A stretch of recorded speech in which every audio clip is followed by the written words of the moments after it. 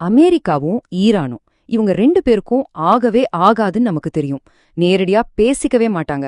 ஆனா உங்களுக்கு ஒரு விஷயம் தெரியுமா? இவங்க 2 பேரும் இப்போ ரகசியமா ஒரு முக்கியமான டீல் பத்தி பேசிட்டு இருக்காங்க.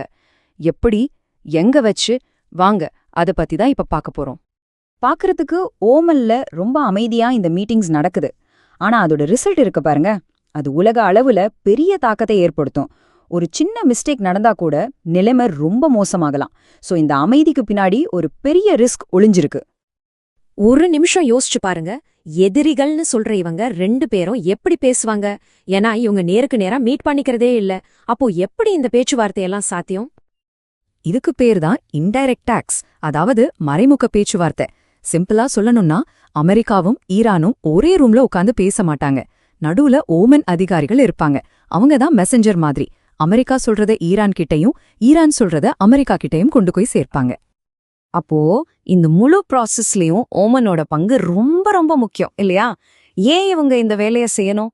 அதுவும் இவ்ளோ பெரிய ரிஸ்க் எடுத்து? வேற எத்தனையோ நாடுகள் இருக்கும்போது ஏன் பர்டிகுலரா ஓமன்? அதுக்கு காரணம் நம்பிக்கை. அமெரிக்காவுக்கும் ஓமன் மேல நம்பிக்கை இருக்கு, ஈரானுக்கும் இருக்கு. இது மட்டும் இல்ல, பல வருஷமா இந்த மாதிரி சமாதான பேச்சுவார்த்தைகளை ஓமன் ரொம்பவே சக்சஸ்ஃபுல்லா நடத்தி முடிச்சிருக்கு. சோ அவங்க தான் இதுக்கு சரியான ஆள். சரி, இவ்ளோ பில்டப் எல்லாம் ஓகே. ஆனா இவ்ளோ கஷ்டப்பட்டு ரகசியமா இவங்க அப்படி என்னதான் பேசிக்கிறாங்க? அப்படி என்னதான் இவங்களுக்குள்ள பிரச்சனை? இது ஒரு பெரிய டீல் மாதிரி தாங்க. அமெரிக்காவோட டிமாண்ட் என்னன்னா, ஈரான், நீங்க உங்க நியூக்ளியர் ப்ரோக்ராமை கண்ட்ரோல் பண்ணணும். அதுக்கு ஈரான் என்ன சொல்லுதுன்னா, நாங்க பண்றோம், ஆனா அதுக்கு முன்னாடி நீங்க எங்க மேல போட்டிருக்கிற எக்கனாமிக் சாங்ஷன்ஸ், அதாவது பொருளாதார தடைகள் எல்லாம் எடுக்கணும்னு கேக்குது. இதுதான் இந்த பேச்சுவார்த்தையுள்ள மையப்புள்ளி. ஏன் 2 சைடும் இவ்ளோ பிடிவாதமா இருக்காங்க? அமெரிக்காவை பொறுத்த வரைக்கும் ஈரான் அணு ஆயுதம் செஞ்சுட்டா அது பெரிய ஆபத்துன்னு பயப்படுறாங்க. ஆனா ஈரான் என்ன சொல்லுதுன்னா, ஐயோ நாங்க கரண்ட் தயாரிக்கிறதுக்கு மட்டும்தான் இதை பயன்படுத்துறோம்னு சொல்றாங்க. அதே நேரம் அமெரிக்கா போட்ட பொருளாதார தடையால ஈரானோடைய பொருளாதாரம், அவங்க கரன்சி, ஆயில் எக்ஸ்போர்ட்ஸ்னு எல்லாமே பயங்கரமா அடி வாங்கியிருக்கு. இப்போதைக்கே 2 தரப்பு அதிகாரிகள் கிட்ட இருந்தும் வர தகவல் என்ன தெரியுமா?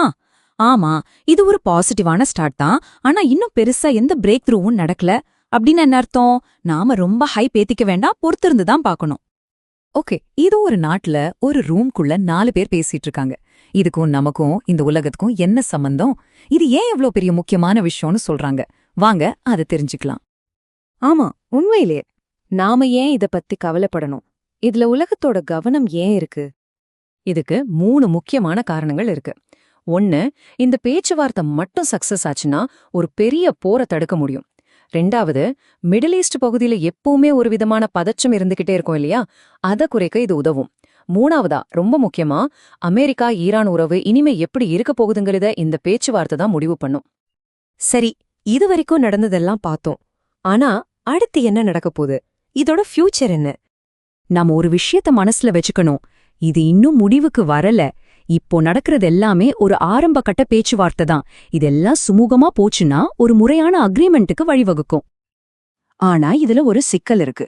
ஒருவேளை ஒரு ஒப்பந்தம் உருவானா கூட அது அவ்வளோ சீக்கிரத்துல நடைமுறைக்கு வராது.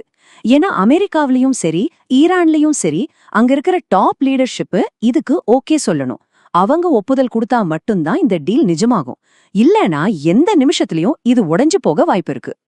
சோ கடைசியா நம்ம முன்னாடி நிக்கிற கேள்வி இதுதான். இந்த அமைதியான வழி ஒரு பெரிய சத்தமான மோதலை தடுக்குமா? ஓமன் மூலியமா நடக்கிற இந்த ரகசிய பேச்சுவார்த்தை ஒரு பெரிய போரை தவிர்க்க உதவுமா?